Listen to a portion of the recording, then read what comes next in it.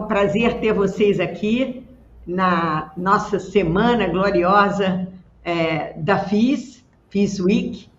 E temos aqui um time de ouro para conversar sobre um tema que, em geral, não é o tema preferido da área médica, não é? Porque ele justamente aborda um tema novo, importante, que é uma revisão da filosofia da saúde, mais do que da doença, né?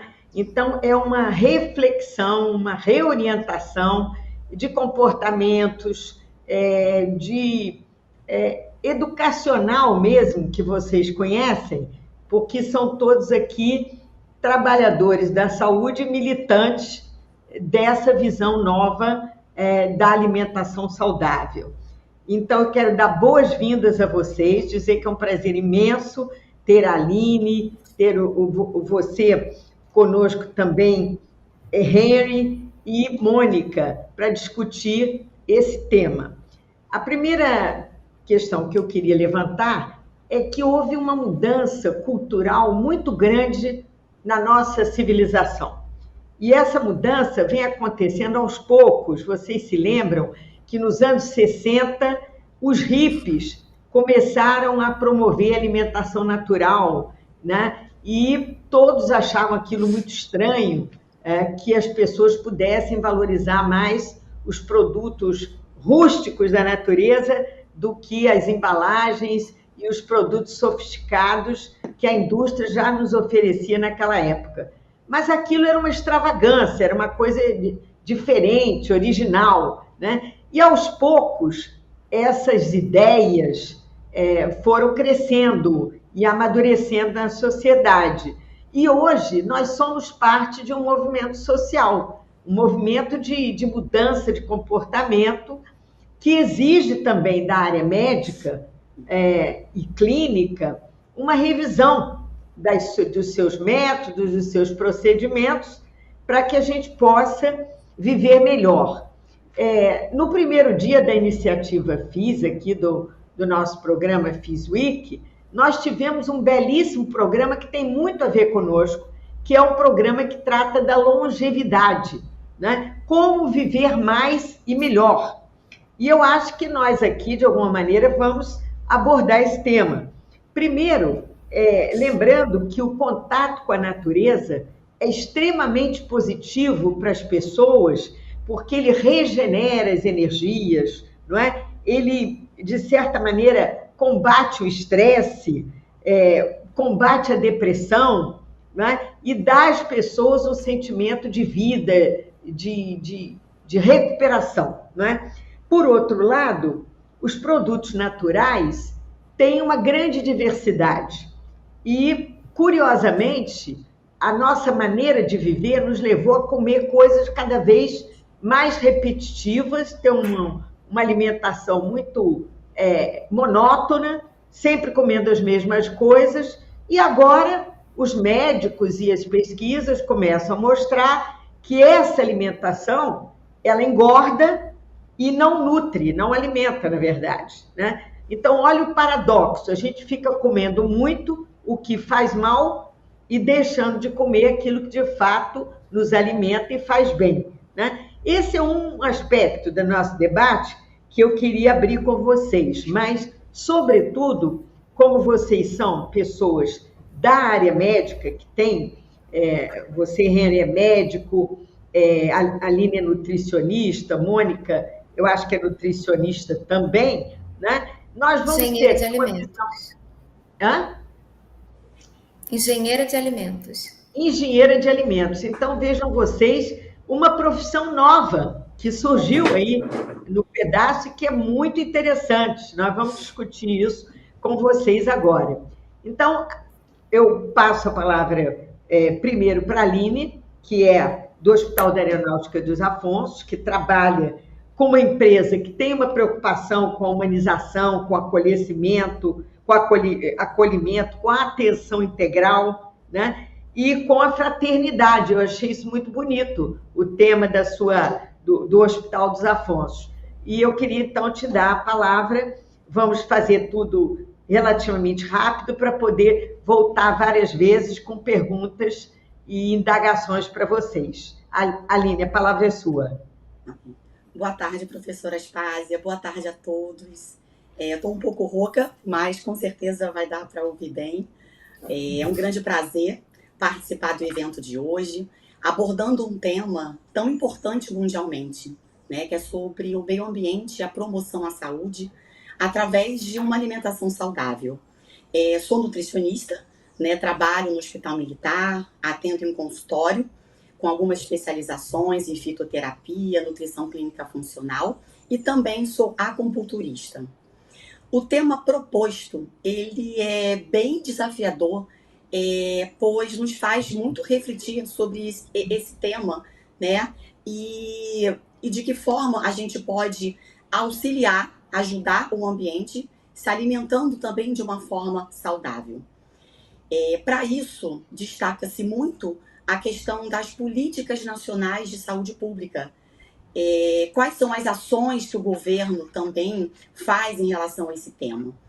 Uma das políticas de alimentação saudável é a chamada tradicional culturalista, que aborda os princípios de diversidade, territorialidade, a questão cultural, as tradições sociais. Então, cada território terá sua prática alimentar, respeitando sempre a cultura de cada região.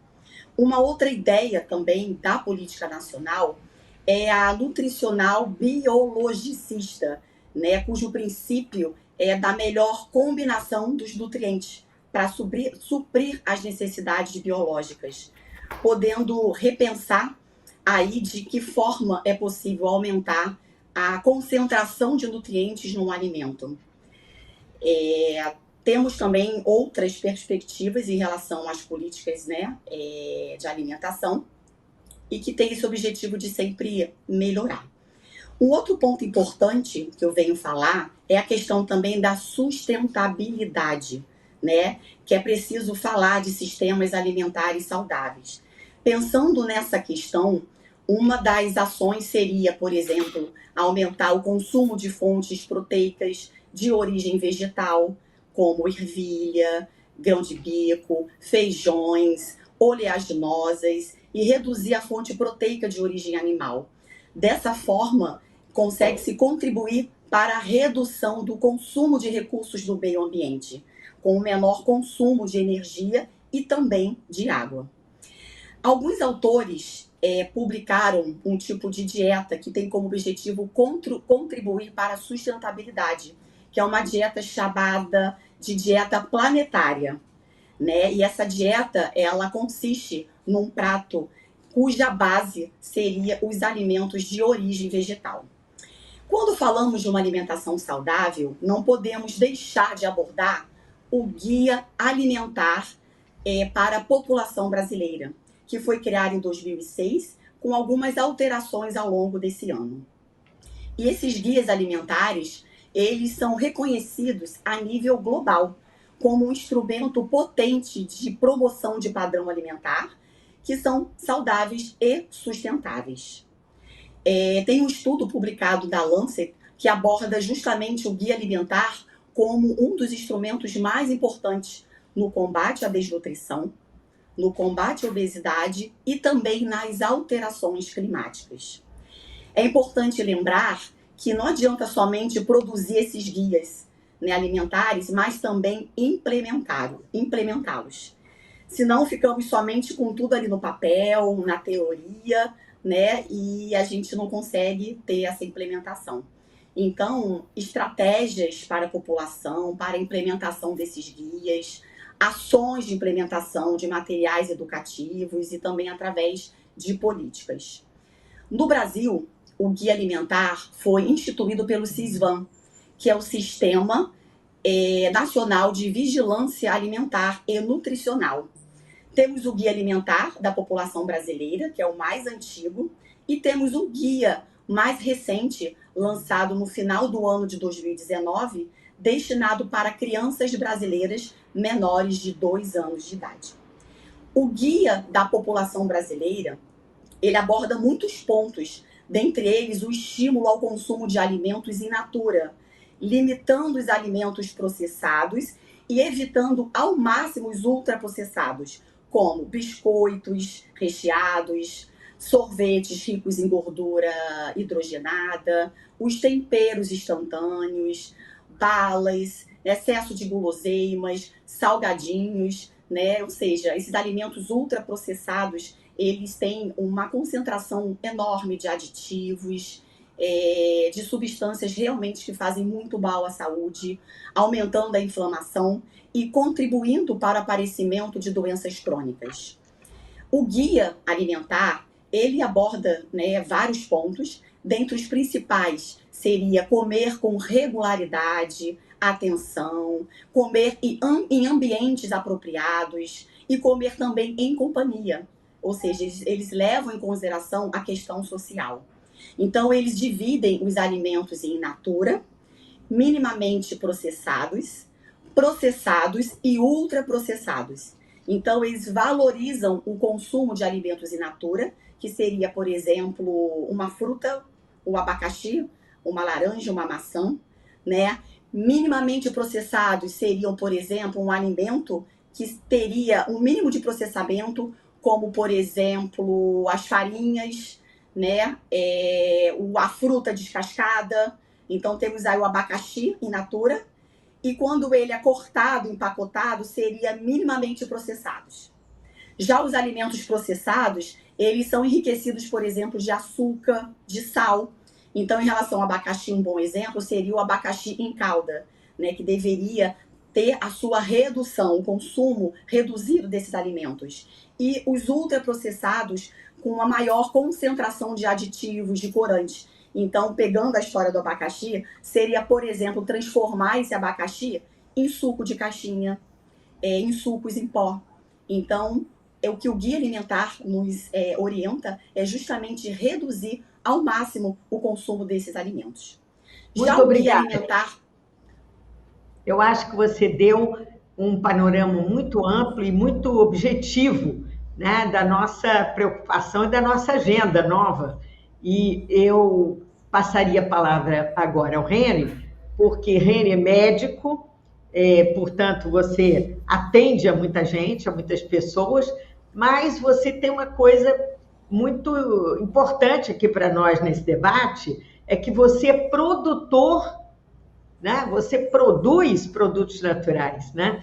Então, eu queria perguntar a você se essa agenda nova que a Aline está propondo, que seja uma agenda de ação e não apenas de boas intenções, como é que ela funciona na prática? Alguém que produz esses produtos naturais tão importantes, tem facilidade? Você vai estar incluído na reforma tributária que está sendo aprovada no Congresso? Você vai ter redução de impostos?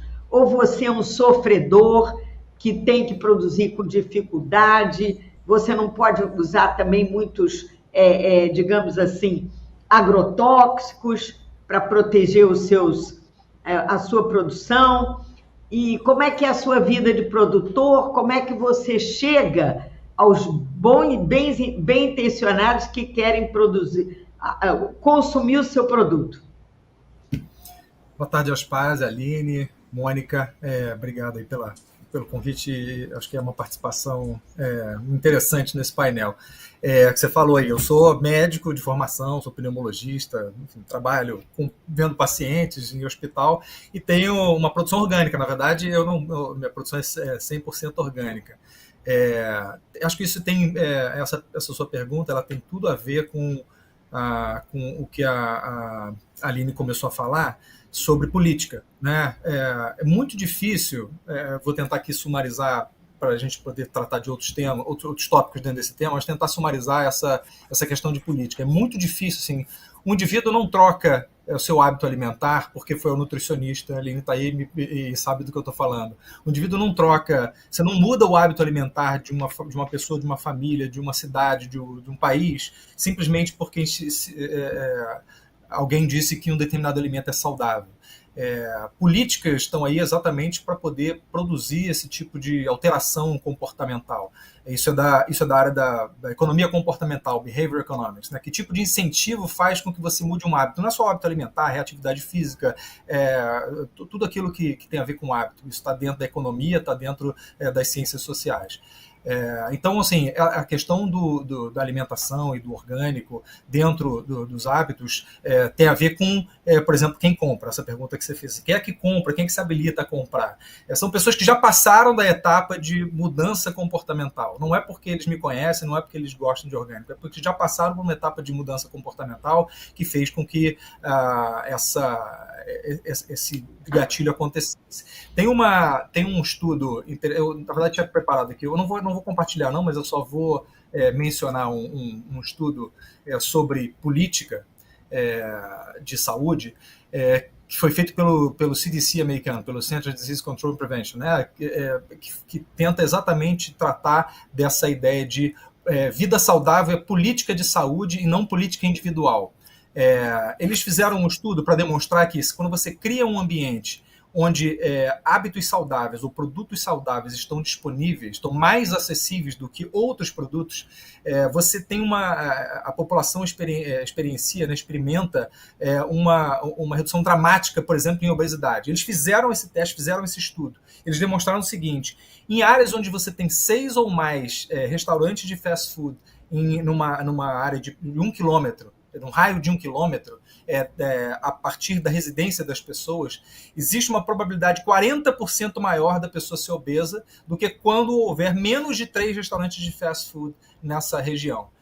Esse foi um dos itens que eles testaram. Isso tem completamente a ver, isso tem muito pouco a ver com a produção de orgânico e muito mais a ver com a política de saúde. Então, quando você coloca essas políticas na prática, é que você consegue ver que, de fato, as pessoas mudam o seu comportamento. E aí eu tenho uma frase que eu gosto muito, que muito nessa via que foi trazida de não sei o que acima de tudo, não sei quem acima de todos. Existe uma frase que foi cunhada nessa época, que é ciência acima de tudo e educação e bom senso acima de todos. E eu sempre, até pela minha formação, sempre adotei essa máxima de ciência acima de tudo, e a ciência ajuda muito nessa mudança comportamental. Esse exemplo que eu dei do CDC tem diversos, centenas de artigos que falam sobre como você muda comportamentos através de políticas que atinjam uma população muito grande. Existe um documentário, e aí tem várias críticas sobre esse documentário, da mesma maneira que existem vários apoios a esse documentário, que é o Blue Zones, né, aquele documentário que fala sobre longevidade, não sei se vocês já tiveram a oportunidade de ver. É um documentário que mapeou, é um cientista, na verdade um jornalista que se tornou um cientista ao longo da vida, da National Geographic, que mapeou 5 lugares no mundo onde a proporção de pessoas centenárias é muito maior do que a média de todos os lugares do mundo. Existem várias críticas a esse documentário, eu não estou aqui defendendo ou criticando, mas ele faz uma coisa muito interessante, que você só consegue ver quando mergulha de fato no Blue Zone, nos estudos de Blue Zone. Ele tem uma bibliografia de mais de 200 artigos que ou apoiam ou eventualmente até criticam algo que ele encontrou no próprio estudo. Então existem críticas realmente à forma como se deu esse estudo, mas existe uma coisa muito positiva, que é buscar sempre um subsídio teórico, um subsídio acadêmico para você reforçar algo que você está estudando.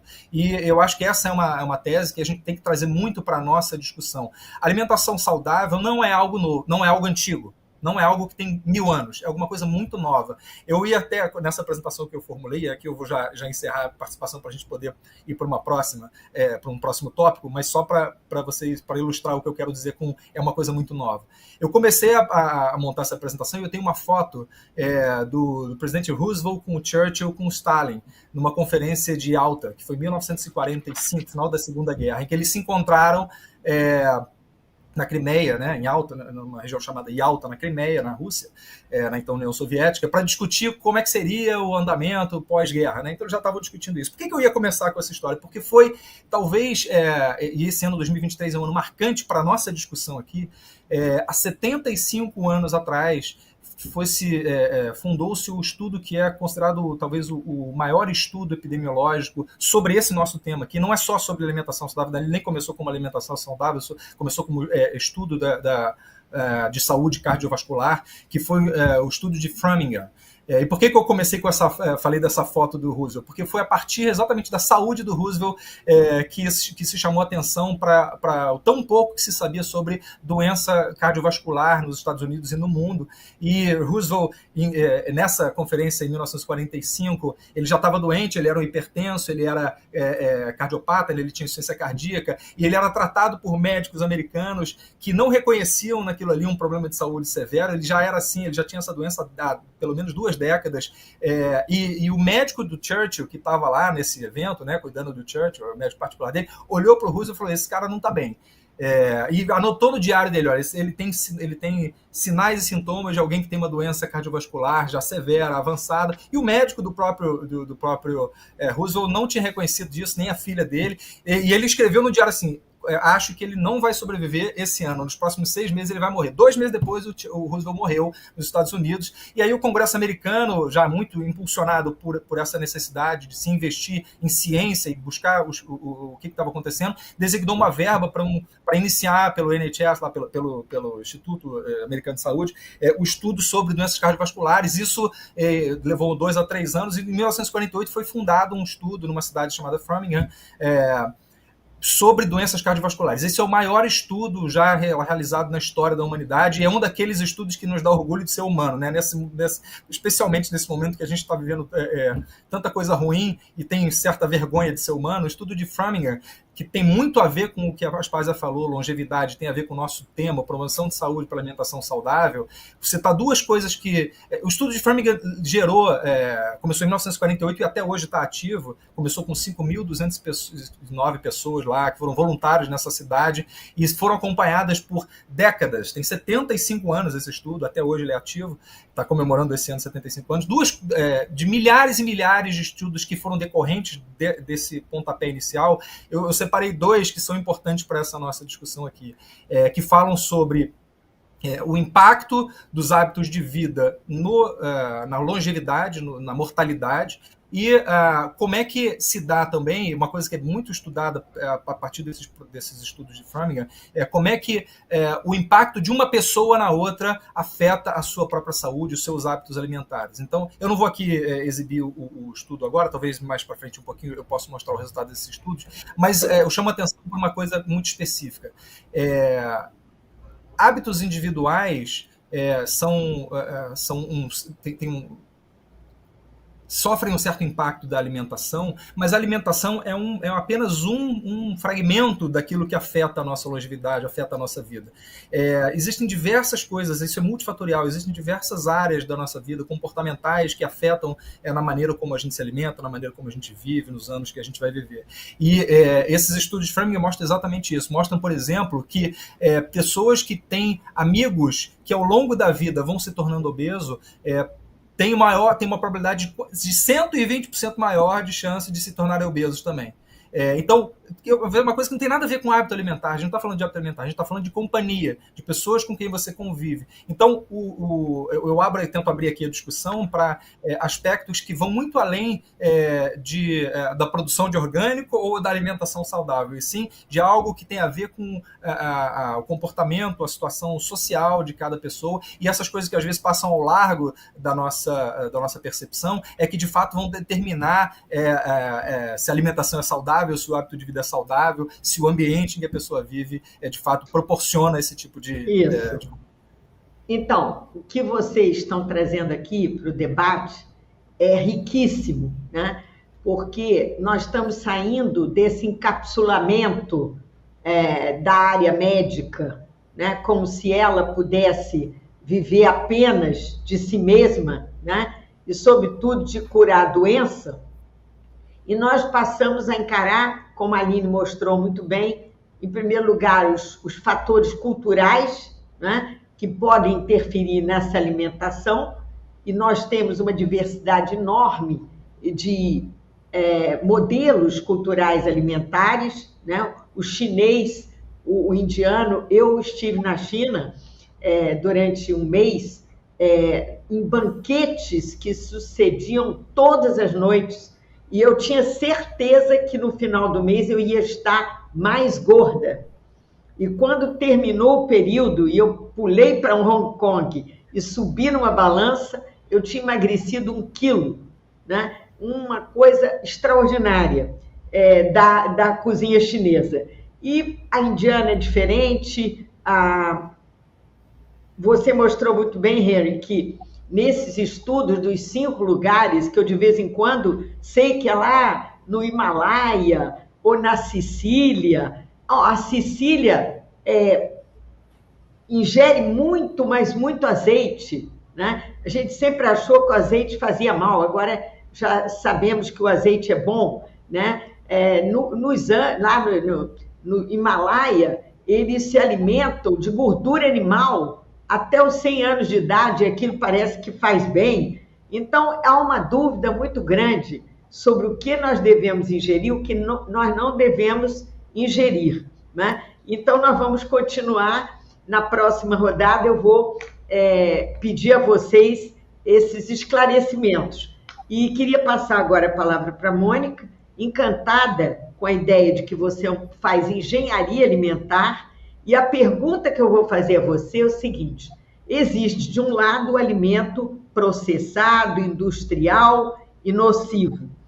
De outro lado, existe o alimento saudável, que, em princípio, é ótimo, né? Mas existe um meio de campo aí que a Aline abriu uma clareira e disse, não, por exemplo, o abacaxi, se ele for industrializado, cortado, ele é melhor do que se fosse artificial, mas talvez seja menos bom do que o abacaxi no pé. Então, eu vou perguntar a você, você trabalha com sucos, você representa uma grande empresa, que é a Green People, que trabalha com sucos. E aí, eu que sou consumidora, vou falar em nome de milhares de consumidores e perguntar a você o seguinte: existem sucos que a gente vê que são malignos, cheios de açúcar, artificiais, etc. E outros que a gente vê lá, natural, 100% natural, açúcar natural. O que você acha disso tudo? Como é que o Green People, qual é a experiência que o Green People pode trazer para a gente nesse terreno? Bom, boa tarde, professora Aspaz. Obrigada pela oportunidade. Boa tarde a todos. Eu sou engenheira de alimentos e especialista em tecnologia aplicada a alimentos naturais. E assim como a Aline comentou, de fato existe ali o meio do caminho que é o minimamente processado, né? A Green People, ela é uma indústria de produtos naturais, é uma food tech que a gente chama, né? E o que é assim, só para dar uma contextualizada nesse sentido, a food tech, ela não é simplesmente comida e tecnologia, é um ecossistema de toda a cadeia agroalimentar, desde a produção até a distribuição, até o marketing, de empresas que estão aliando uma forma de você criar um futuro onde a comida é mais acessível, mais sustentável, mais saudável e ajude as pessoas a viver melhor as suas vidas, né? Assim como foi dito aqui, um estilo de vida, não somente a alimentação, mas um estilo de vida como um todo, né? E nesse sentido, a Green People, ela busca isso, entregando o que a natureza tem de melhor. Esse é até um dos nossos slogans, a gente quer entregar o que a natureza tem de melhor. Então, se vocês virem a nossa fábrica, que ela é aberta ao público, isso inclusive é uma das tendências, né? Assim, a gente faz muito benchmark lá fora, muita pesquisa, de um produto que ele é transparente, o consumidor ele pode entender exatamente tudo que está ali, um clean label, né? Até o rótulo limpo. A gente aplica isso através de uma tecnologia que é simplesmente prensagem de frutas, como a Aline comentou. Você vai vir na nossa fábrica, vocês vão ver simplesmente abacaxi, maçã, laranja, que não tem açúcar, que não tem aditivo, que só tem frutas e hortaliças. E como que você pode levar para o consumidor de forma a preservar isso, né? Preservar o que a natureza já fez. Na verdade, a gente só está beneficiando para chegar de uma forma mais prática, mais sustentável, essa saudabilidade que a natureza já preparou. Então, a gente trabalha com 2 processos, que é a prensagem a frio, que é um processo simples, simplesmente esmagar as frutas para tirar o suco natural, e a gente utiliza uma tecnologia que ela é inovadora, que no Brasil só a Green People utiliza em bebidas, mas lá fora nos Estados Unidos e na Europa é muito comum, que chama HPP. O que é essa tecnologia? Ela é uma tecnologia de alta pressão a frio. Você aplica uma pressão com água gelada somente, e que você consegue inativar os micro-organismos, bactérias, fungos, bolores que poderiam estragar o produto, mas você preserva toda a parte nutricional de bioativos, as vitaminas. Isso é comprovado com estudos, né? A gente tem estudos antes e depois, e o suco, que é feito simplesmente de frutas e hortaliças, passado por esse processo, ele mantém as mesmas características nutricionais do produto in natura. Então, essa é uma forma da gente entregar para a sociedade uma alimentação realmente saudável, prática, mas que você não vai botar um aditivo, açúcar, como você mesmo comentou dos sucos, vamos dizer, malignos, né? Porque realmente a gente vê muito suco industrializado, pasteurizado, com vitaminas adicionadas que não têm a mesma biodisponibilidade das vitaminas naturais presentes nas frutas. Então, é através disso que a engenharia de alimentos, no meu caso, veio para proporcionar que a gente consiga fazer, vamos dizer, uma indústria do bem, uma indústria que é capaz de agregar valor a um produto natural. Né?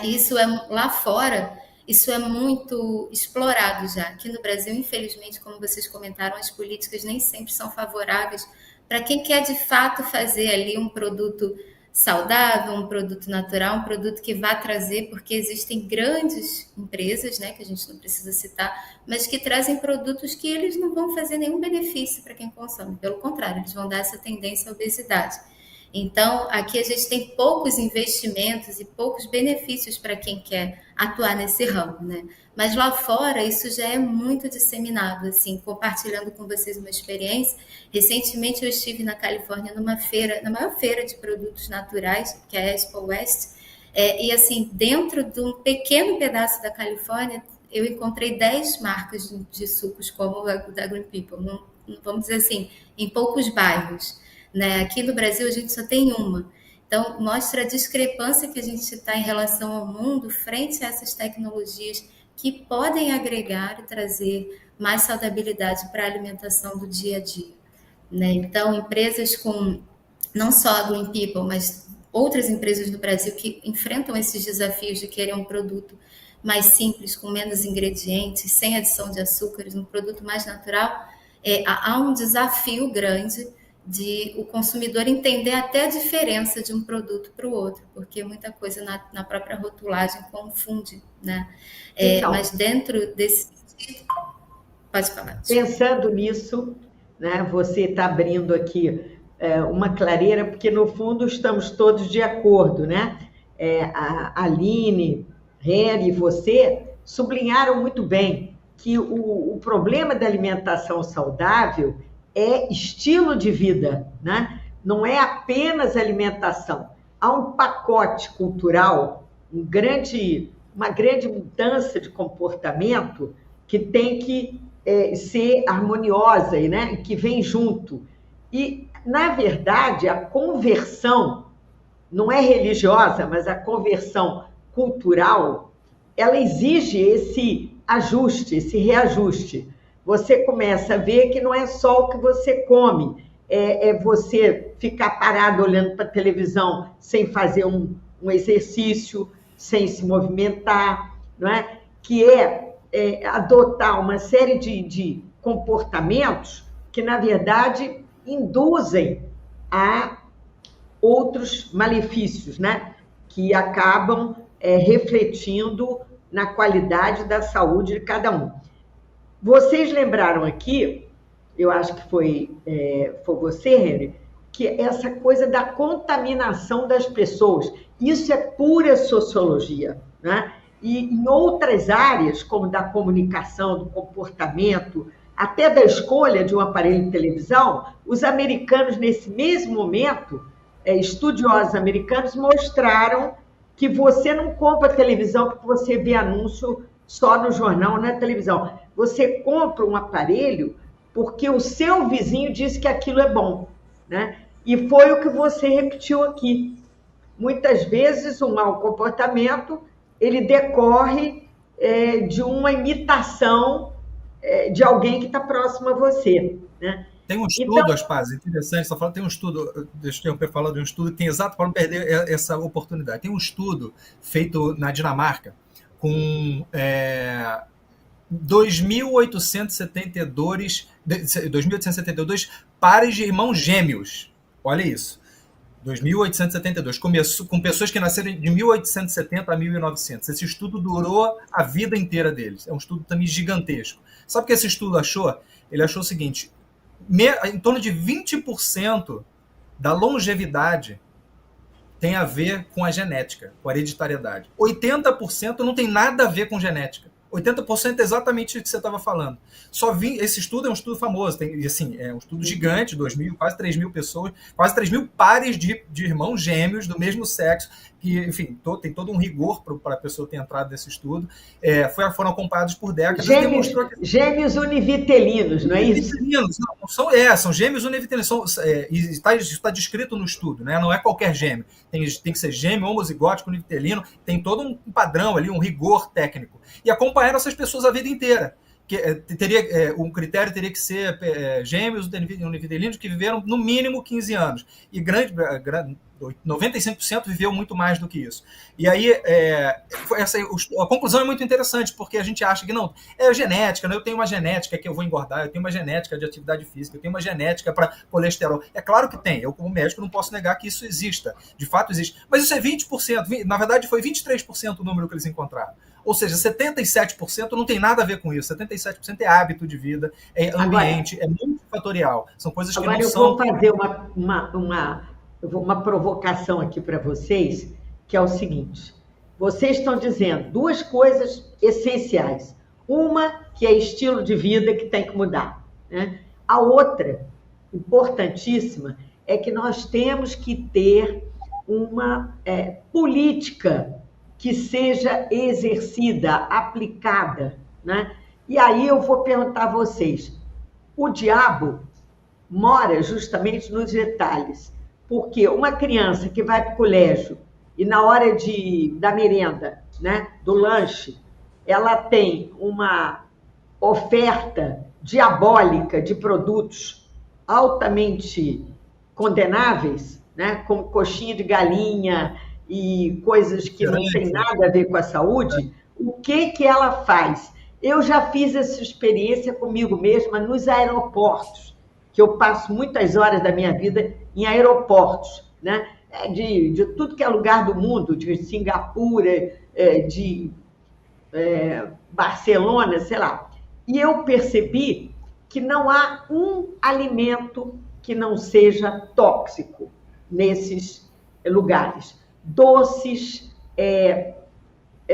produtos com muita banha, com muita gordura, saturados, saquinhos de todos os tipos, né, de produtos maléficos. Aí eu digo assim: bom, isso é uma conspiração da indústria, evidentemente,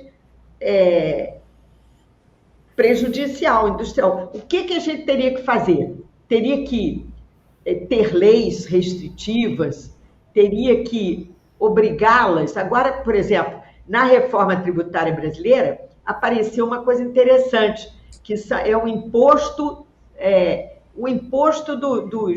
do vício, né? O imposto do vício. Você aumenta a alíquota do que faz mal à saúde, por exemplo. Então, há várias coisas, por exemplo, álcool e outras que vão ser taxados de maneira mais agressiva, né? Então, eu pergunto, isso não acontece, né? De jeito nenhum. E a outra coisa que eu quero perguntar a vocês são os regimes, não é?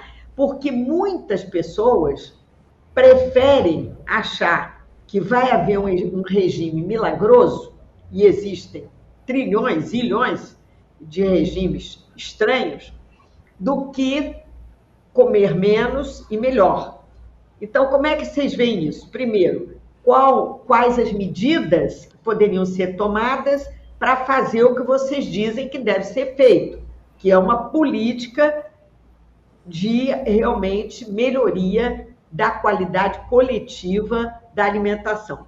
E segundo, o que dizer para essas pessoas iludidas né, que fazem a dieta da proteína, direto disso. Eu tenho tanta pena dessas pessoas, porque elas comem terrivelmente mal. Elas vão ter que ser obrigadas a comer gordura o tempo todo e passar 15 dias sem comer uma fruta, né? Samba de uma nota só, comer uma coisa só, e isso aí certamente que essa dieta não vai durar, porque nenhum ser humano consegue se maltratar a si mesmo com tanta severidade, com tanto masoquismo, digamos assim.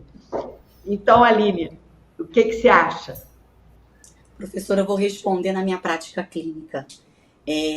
Pegando esse último gancho do que a senhora estava comentando, realmente as pessoas procuram milagres, né, e querem uma resposta muito rápida. Então, o trabalho de conscientizar essas pessoas, mostrar que é um trabalho de formiguinha, aos poucos, e modificando a alimentação, né, para conseguir ter um resultado a longo prazo e contínuo, é fundamental. Aí eu pergunto, há quantos anos você vem comendo dessa forma, de uma forma errada? E aí eles querem um milagre, querem que 1 semana, em 2 semanas, consiga emagrecer, né, os quilos totais. Então, assim, realmente é muito difícil. E essas dietas milagrosas, elas ajudam por um período a desinchar, mas realmente eles não conseguem sustentar nessa dieta por muito tempo. Então, acaba tendo muito efeito rebote. Então, às vezes, acaba engordando tudo muito mais do que anteriormente. Então, é um trabalho árduo, contínuo, por isso que a visita ao nutricionista regularmente é fundamental, né, para que a gente possa trabalhar essa questão de hábitos, de fazer os ajustes. Então, isso é importante. Um outro ponto, né, eu auxilio os pacientes, por exemplo, que viajam bastante como a senhora, eles acabam levando os seus lanches, né, porque realmente a gente acaba não encontrando boas opções saudáveis. Então, eles acabam levando os lanches. Então, eles ficam viajando, trabalhando com os lanchinhos ali na bolsa, na mochila, né, como frutas secas, oleaginosas. Então, eu acabo tendo que lançar mão. E realmente é muito difícil. A gente acaba não encontrando alimentos com facilidade que sejam minimamente processados ou in natura. Eu acho que talvez leis, né, impostos, seria realmente uma boa alternativa para isso. Obrigada, Aline. Reni? Então, essa pergunta, a senhora tem uma experiência nisso muito maior do que eu tenho, mas eu me arriscaria a dizer que isso tem muito mais a ver com a forma do governo democrático trabalhar, né, que tipo de governo a gente quer, do que com a questão técnica. Vou explicar o que eu quero dizer. Não há nenhuma dúvida que excesso de açúcar ou cigarro, por exemplo, e eu não estou colocando eles com o mesmo peso, tá? Mas o que eu quero dizer é que ambas as coisas, tanto excesso de açúcar refinado quanto o cigarro, fazem mal à saúde. Há estudos absolutamente claros, não há controvérsia sobre esse tema. Portanto, quem usa essas substâncias tem que ter ciência do que está usando. E, novamente, não estou dizendo que cigarro e açúcar têm o mesmo efeito no organismo, mas ambos têm diversos estudos que demonstram que o excesso, no caso do açúcar, e qualquer quantidade, no caso do cigarro, fazem mal à saúde. No entanto, se você, e aí eu esqueço o cigarro, se você entrar no supermercado e for comprar 1 quilo de maçã, vai custar R$15. Se você for comprar um biscoito, no peso por quilo, vai provavelmente sair R$6, R$7. É metade do preço. Então, é óbvio que se a gente deixar para o mercado resolver, o mercado já resolveu, vai ficar como está. Então, e por que eu volto à minha afirmação, a gente tem que decidir o que a gente espera do governo. Eu entendo que determinadas informações, primeiro, elas precisam ser tornadas públicas de maneira muito intensiva. As pessoas precisam entender. Dentro da política, como eu falei, política é multifatorial. Não tem um item que você vai fazer como política pública que vai resolver tudo. Então, um dos fatores é educação. Tornar público aquilo que de fato, é conhecido, cientificamente conhecido. Eu não vou entrar aqui no mérito da carne, por exemplo. Carne é muito controverso. Existem estudos que demonstram que uma dieta vegana, uma dieta com carne, tem mortalidade similar. Diversos estudos que mostram isso. Então, carne não é o caso. Álcool também.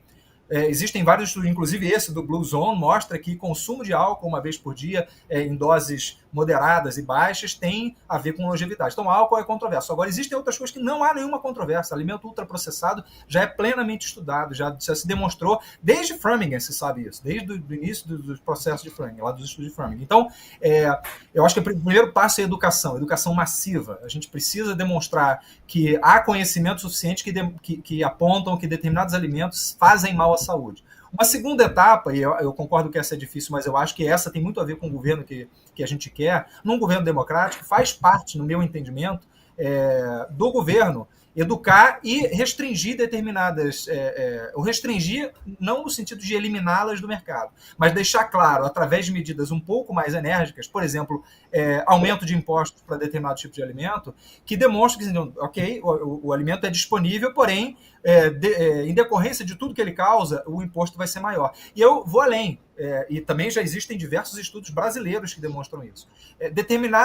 Consumo de determinados alimentos vão tornar o sistema de saúde mais caro, porque vai ter mais infarto, porque vai ter mais AVC, porque vai ter mais diabetes, vai ter mais consequências das doenças que são provocadas pelo consumo desses alimentos. Então não é nada mais justo do que esses alimentos custarem mais caro para que a gente tenha mais impostos para poder financiar o sistema de saúde que vai tratar esses pacientes que vão usar esses alimentos. E um extremo seria, de fato, retirar esses alimentos do mercado. Eu não acho que isso seja uma solução, mas eu acho que sim, haver algum tipo de regulação em cima de alimentos que são sabidamente, não estou falando de controvérsia, mas sabidamente prejudiciais à saúde. E não é difícil da gente saber. Da mesma maneira que alimentos que são benéficos à saúde podem ter... Harry, imagine você colocar uma tarja dizendo assim, este alimento faz mal à saúde, como você faz com cigarro, não é isso? Seria uma calamidade. A gente já não chegou nisso, mas hoje tá aí as meninas que não me deixam mentir, alimentos tem lá, esse alimento tem adição de açúcar, adição de gorduras, tá lá, talvez uma próxima etapa. Agora, eu não sei se isso faz parte da política, não me parece que ainda seja o ideal, a gente precisa fazer mais, e esse é um trabalho incansável. Tem que ter cuidado, porque eu quero lembrar vocês, talvez vocês são muito jovens e não conhecem, mas houve uma campanha mundial violenta contra o ovo. Contra o ovo. Tem vários memes na internet sobre isso também. Eu vivi isso. É uma coisa terrível. O ovo é colesterol e faz mal à saúde.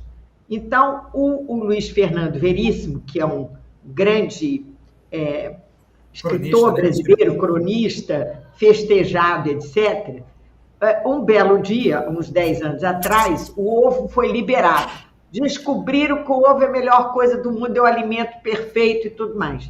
E o Luiz Fernando escreveu um artigo espetacular, dizendo o seguinte: eu vou pedir indenização a quem inventou essa história, porque eu passei 9 anos sonhando com meu ovinho frito, queimadinho na ponta, com a clara queimadinha na ponta, e não me privei desse prazer imenso, e agora me dizem que é ótimo, que está tudo bem. Então, a gente tem que ter cuidado, realmente. Mas isso não é exclusividade. Veja bem, isso, eu concordo, e por isso eu fui claro, eu não estou falando de coisas controversas, mas isso não é exclusividade de alimentos. Vou dar um exemplo dentro da minha área, que é medicina.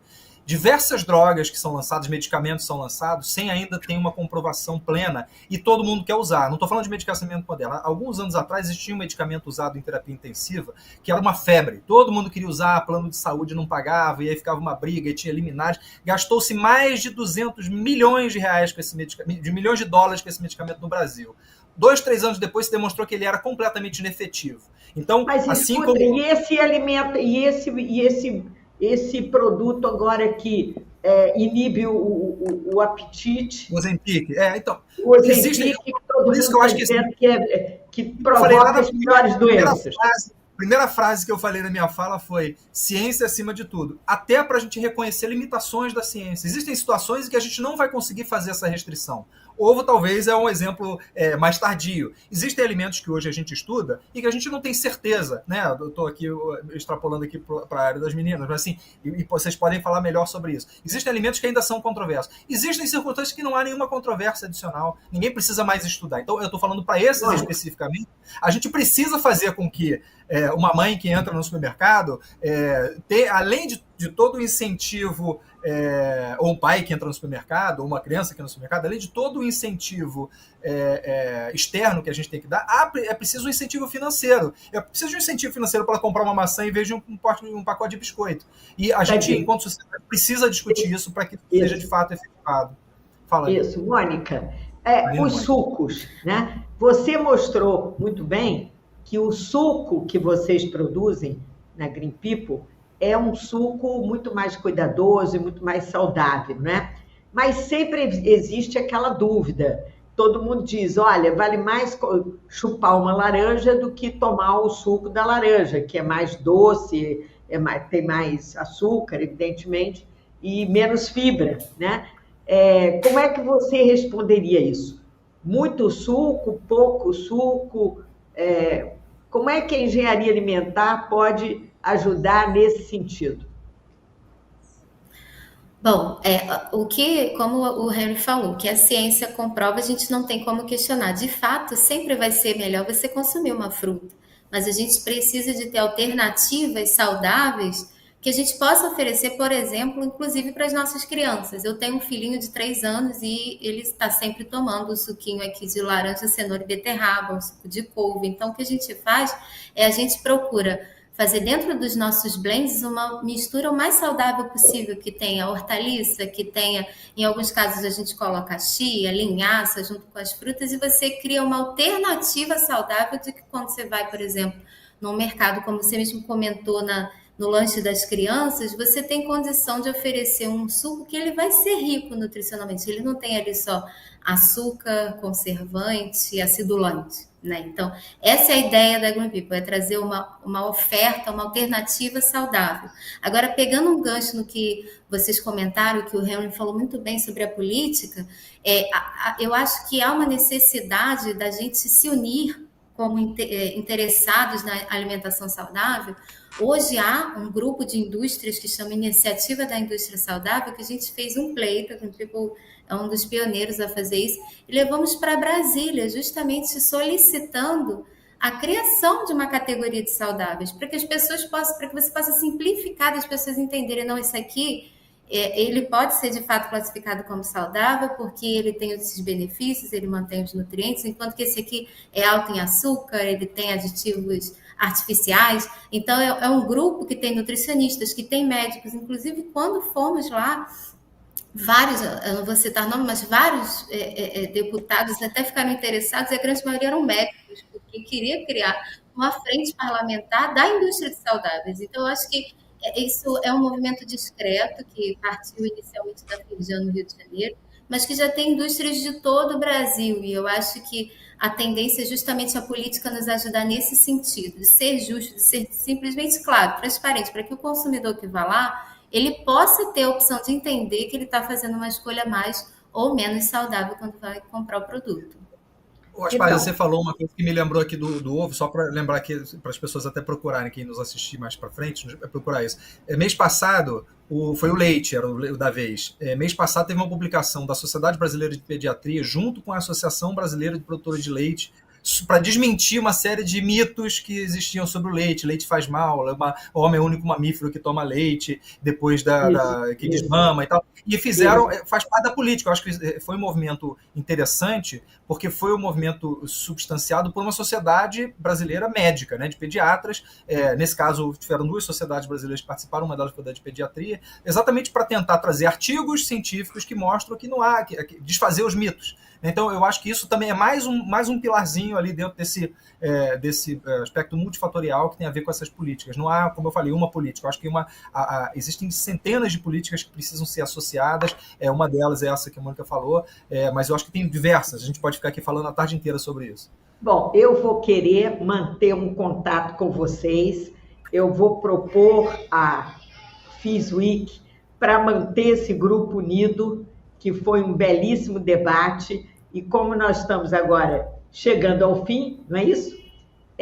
Nós precisamos, agora que vocês façam as suas observações finais, que digam o que vocês gostariam de concluir desse debate.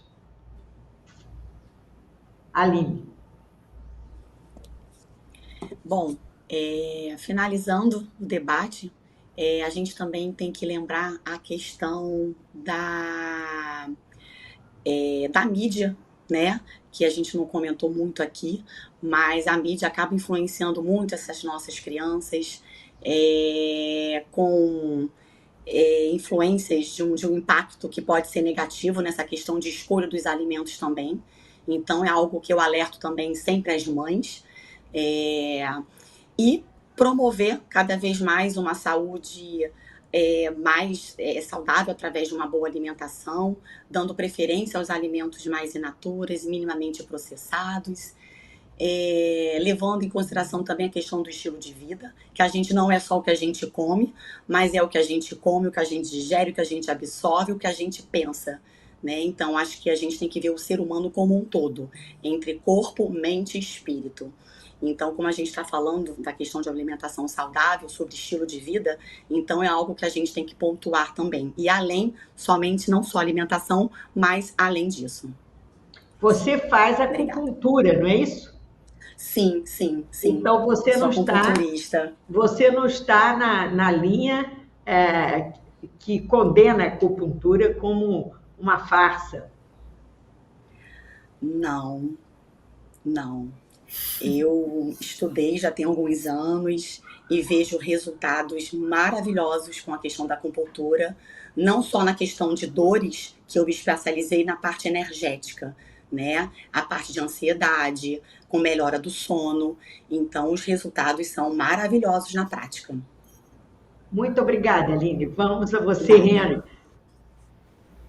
Bom, primeiro agradecer a participação, obrigado pelo convite, e acho que a gente falou aqui de temas extremamente relevantes para o país, que extrapolam a questão da alimentação. A alimentação foi um gancho, e a gente conseguiu, acho que, evidenciar que, sendo um gancho, ele é parte de um processo muito mais amplo, que envolve comportamento, envolve incentivos, envolve formas de... envolve política pública, e isso tudo acho que tem que ser levado em consideração na continuidade desse tipo de discussão. A gente tem que se acostumar com a ideia de que é a sociedade que define o país em que a gente quer viver. Então, e aí eu estou aqui completamente fora de política, não é de política que eu estou falando, eu estou falando de como que as pessoas gostariam que o país onde elas moram fosse.